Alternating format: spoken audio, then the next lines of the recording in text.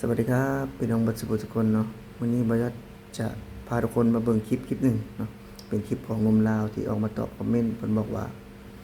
อยู่บ้านนอกกันบ่มีดอกกล้องวงจรปิดเนาะขนาดในเมืองตาม3แยก4แยกก็ยังบ่มีเนาะบ่คือทางของประเทศไทยอยู่หน้าห้องน้ำเนาะตามสวนสาธารณะอยู่บ้านอยู่หมู่บ้านยังมีเลยพี่น้องรถดับเพลิงถือว่าสะดวกสบายเนาะแต่คืออยู่บ้านเพิ่นน่ะรถดับเพลิงน่ะแทบจะบ่มีเนาะบ่มีเลยอยู่แถวเขตบ้านเนาะเดี๋ยวจะเป็นใดๆนั้นบ่จัดก็จะนำคลิปเนาะมาให้ทุกคนได้เบิ่งกันแบบว่าความอัดอั้นเนาะของหนุ่มลาวที่เพิ่นเล่าเนาะประสบการณ์ที่เพิ่นใช้ชีวิตอยู่ในบ้านพี่น้องเป็นจังไดเดี๋ยวบ่จัดจะพาทุกคนไปติดตามรับชมกันกับสวัสดีFC สุขูสุคนมื้อนี้ก็สิมาตอบคอมเมนต์บ่าวเพิ่นเนาะเพิ่นว่าที่ว่าคอมเมนต์ที่ว่าอันคอยเฮ็ดคลิปลงไปที่ว่าอันเขาหลักรถแล้วสิมาตอบคอมเมนต์บ่าวเพิ่นนี้เนาะว่าติดกล้องวงจรปิดครับ ประชาชนบ้านเฮาทางลาวหรือว่าตามชนบทบ้านนอกเฮาคอยสิเว้าให้เจ้าพังเด้อบ่าวเด้อน้อยที่สุดที่ว่าสิมีกล้องวงจรขนาดในตัวเมือง3แยก4แยกยังหายากแล้วกล้องวงจรจะสิเว้าพี่ชังนับประชากล้องวงนับประชายังกล้องวงจรขนาดรถดับเพลิงในตัวเมืองบ่แม่นดูถูกบ้านเมืองตัวเองพี่น้องค่อยยังบ่อยากเห็นรถดับเพลิงแบบว่ากันว่าไผใหม่แบบขอบเขตในหมู่บ้านหรือว่าในตัวเมืองหารถดับเพลิงยังบ่มีได้หายังบ่เห็นได้รถดับเพลิงได้จักสิว่าอีสังนับประชาเบียงติดกล้องวงจรขนาด3แยก4แยกในตลาดหรือว่าในตัวเมืองยังหายากเติบเลยนอกจากในเฮือนประชาชนนั่นเล็กๆน้อยๆเขาติดแต่ว่าตามมันนอกคอกนานี่เจ้าหายากอันกล้องวงจรนั่นเพราะว่าอีกอย่างคนบ้านนอกเฮาหันบ่มีทุนพี่น้องเอ้ยหาเช้ากินค่ำไปวันๆอีหลีอันพวกขี้ลักก็ตั้งขี้ลักลีได้อันหลักรถนี่ก็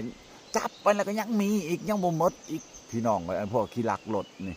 ลักก็ลักแบบธรรมดานี่ใครอันนี้มันปุ้นมันจี้เอาอันที่มันทุบมันตีเอาหรือว่ามันยิงเอาแบบแถวบ้านข่อยนะ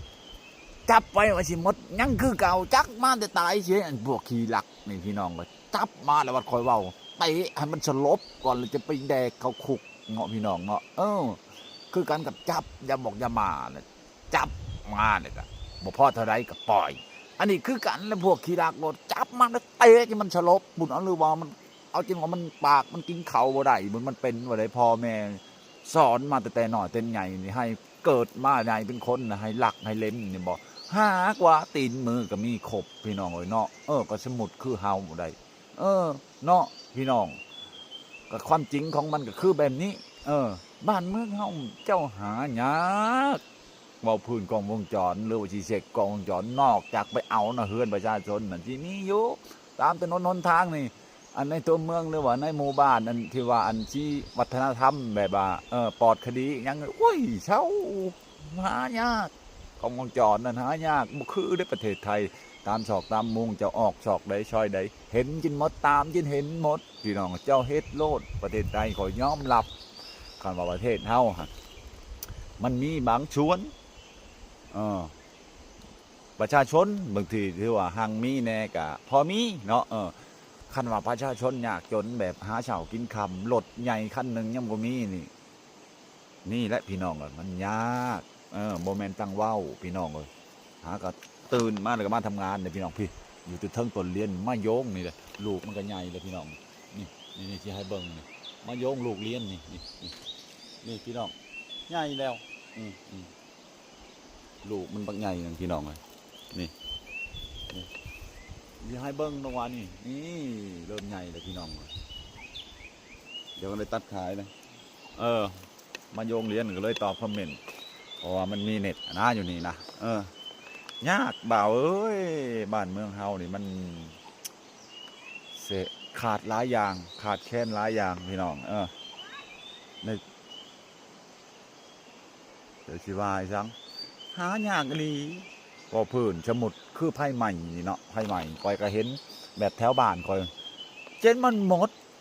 บ่มีรถบ่ติดตึงมาฉีดเนาะรถดับเพลิงอย่างน้อยได้เมืองละคันยังดีเด้พี่น้องพอเขาโทรกิ้งเขาแล่นมาฉีดยังคอยคิดว่ายังกี่ทันอันที่ว่าภัยใหม่เพื่อนประชาชนได้เนาะอันนี้บ่ได้ดูถูกบ้านเมืองตัวเองเด้อพี่น้องแต่ว่าก็อยู่ไปเนาะประเพณีเฮาใช้ชีวิตแบบใดก็แบบนั้นแหละพี่น้องอยู่ไปเชิมช้ำฮอดมือเพิ่นเอาไปจี้พี่น้องเอ้ยเนาะอยู่ไปคนเฮาชีวิตคนเฮาเพราะฉะนั้นแล้วทำใจ